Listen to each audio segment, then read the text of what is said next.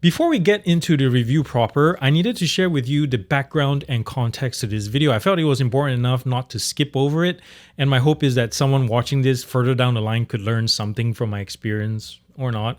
But like most YouTubers who do this for a living, this was a paid contractual video, guys, and which in this case means DNSYS, the company that makes the exoskeleton, and I agreed on an amount for me to make a video review while also getting to keep the X1 and continue using it. So before we signed the contract, I laid down my standard terms where in essence I retain full creative liberty with no content interference or redirection by the manufacturer, and that the company is not to preview my work to prevent bias from entering the picture. And you probably already know where this is going, because in this case, DNSYS requested that they be able to preview the draft of my video nonetheless on the basis that since I've never done an exoskeleton before in my channel, they wanted to ensure that I didn't misunderstand the tech and its jargon and all that. And to be honest, I saw where they were going and where they were coming from this, so I agreed. Special case scenario, right? Now fast forward, let's just say that DNSYS did not like that the negative points I had about their product were negative. And you know how I do things around here, I'm not mean or anything. And so they requested that I tone the negativity down or take some off completely. I pushed back and said no, and this went on probably like 2 or 3 more times before they eventually decided to terminate the contract and pay 50% on my production fee. Which means this video is now unbound, guys, and I'm free to share with you my honest take just the way I intended. And for those of you happening to work with this company right now or soon to be aware that they have very sensitive cojones. This, my friends, is the DNSYS X1 lower torso exoskeleton, and yes, you'll look kind of dorky, and yes, people are going to point and stare everywhere you go, but get past your self-aware awkwardness of wearing this in public and you realize that the future is now. The X1 is not some one-off prototype or rare product that costs a kidney to own either. It's the first publicly available device of its type, offering both mobility assistance and resistance with surprisingly few technical drawbacks. Let's see whether our future is truly dope or nope. This somewhat unassuming piece of kit, the DNSYS X1, starts at around $1,200, and for that, the carbon model has 900 watts that generates around 1.2 horses. Now, battery life on this thing, which comes from this battery pack that straps down to the front right side of your harness, honestly, there's so many variables like, you know, terrain and, you know, body type and all that such that make it hard to really estimate, but this thing is good enough for approximately 19 to 21 kilometers of walking on level ground. Now, the weight on the entire unit, including battery, is around 1.6 kilogram, which is pretty darn impressive for something this complex. Top speed, something that you're probably interested in. It's capable of 27 kilometers an hour or 16.7 miles per hour for us, you know, stateside rebels. There's also something called kinetic energy recharging, or KERS, that happens on the resistant mode side. There are two modes. There's assistance and also resistance, and when it's under resistance, it will recharge the battery, just trickle charge it just a little bit. Now, the whole structure is a combination of fabric and aluminum and carbon fiber and plastics and all that such, but you know, as you know, the weight comes down to a really nice 1.6 kilograms. Now, a couple of components I want to spotlight are like the battery that we talked about earlier. This thing is cinched down by Velcro. It's connected via a proprietary cable to the back control unit here. So the battery can be detached, and with a included proprietary charger that you can connect via USB-C, this can be charged separately away from the device itself. But anyways, here's the proprietary cable that connects to the control, and here's the power button on the rear left side. You hold it down, it powers on. I'm not going to press it again. When you press it twice, double click it, it energizes and does this little check. And yeah, if it's not strapped down, it's going to be like all over the place. So you hold it down, it's going to shut off again. If you single click it while it's on, it basically puts it in neutral, like, you know, a neutral gear. And if you want to get this to the right fitment around your waist, there are multiple ways to do it. The main first thing you do is you press this button, and there's a physical slider right here. There are numbers on the back to, you know, fit your hip sizes, and there are guides for that. For me, I'm the narrowest at this position. And at the front, we have a couple more Velcro straps, one on the inside. You wrap this around it in itself. You get that cinched down, and then you have the front to, tighten this up some more. And one of the last steps is getting your thigh straps cinched down like this. You lock it in, and if you need to tighten or loosen it as it is, there's this little dial tab right here that you can tighten and loosen. And of course, we come to the pièce de résistance, which is the motor unit itself. This thing is nice and compact.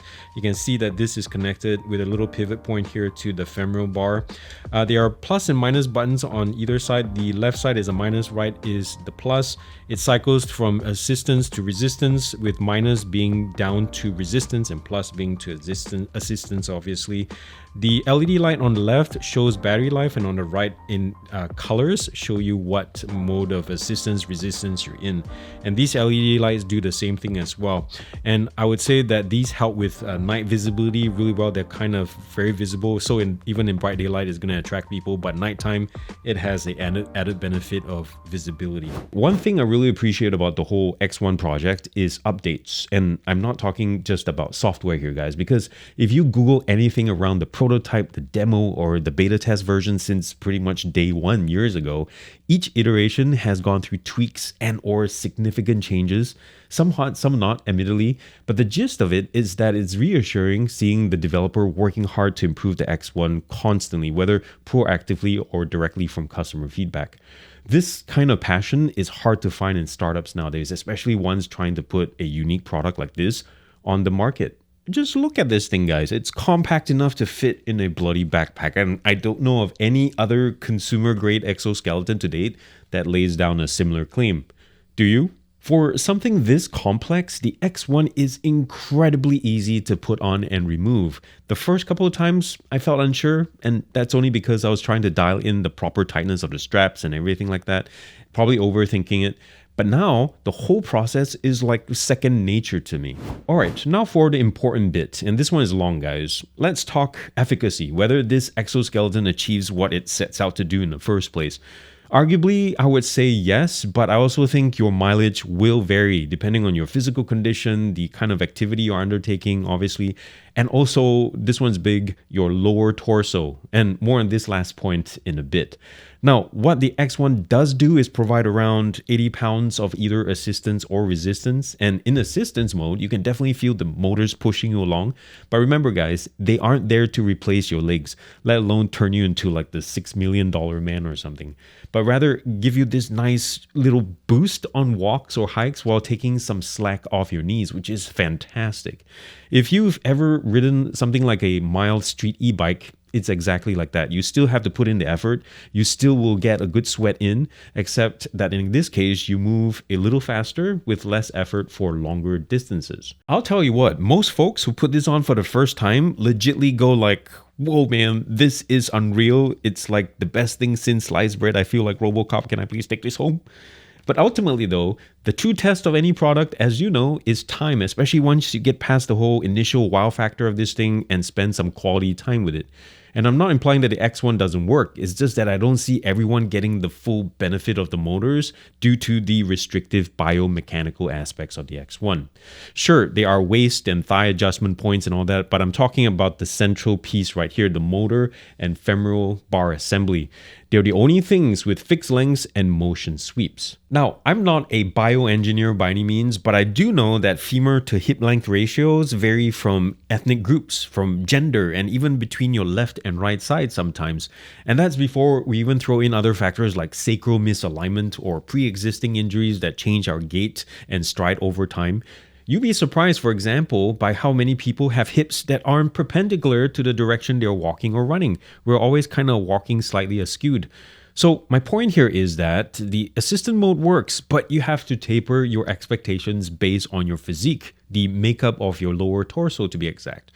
This isn't a six-figure dollar suit specifically tailored to your body. It's batch produced to cost, which means there is some give and take. With that being said though, believe it or not, my favorite feature is actually Aqua or resistance mode.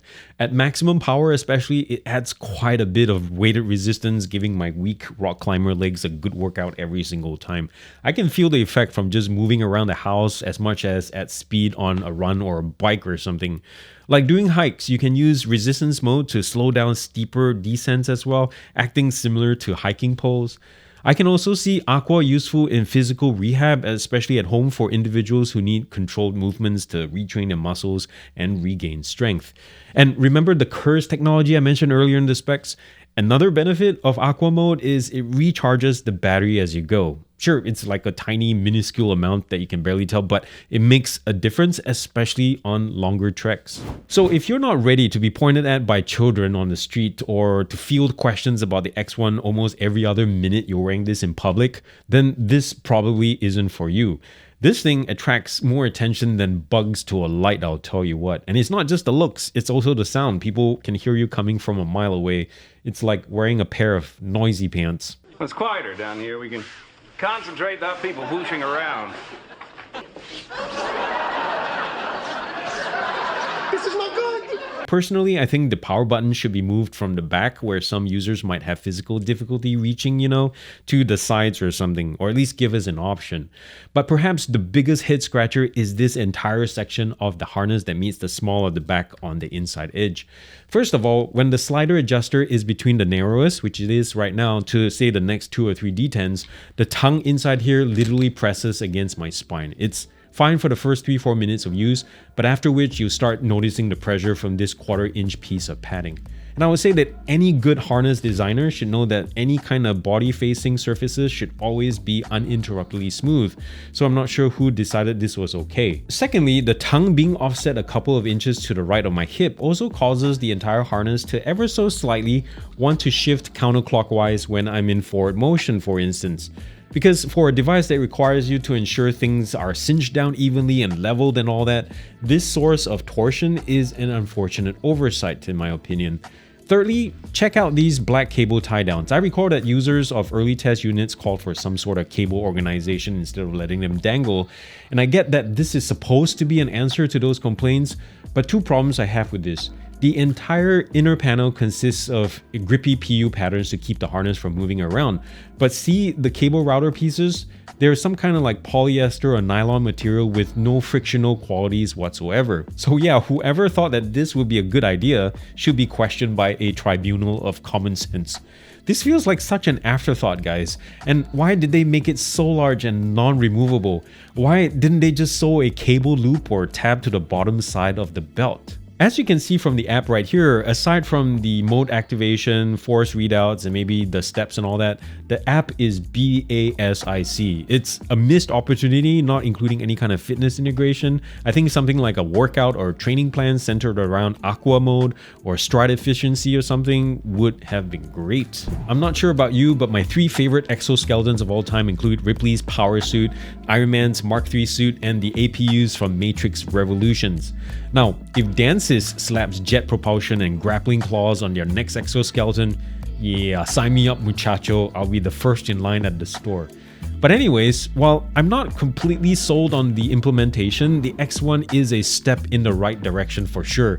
This is only the first generation, guys, don't forget, and I can't imagine what the X2, X3, X4, X5 will bring to the table. I'm really excited about that.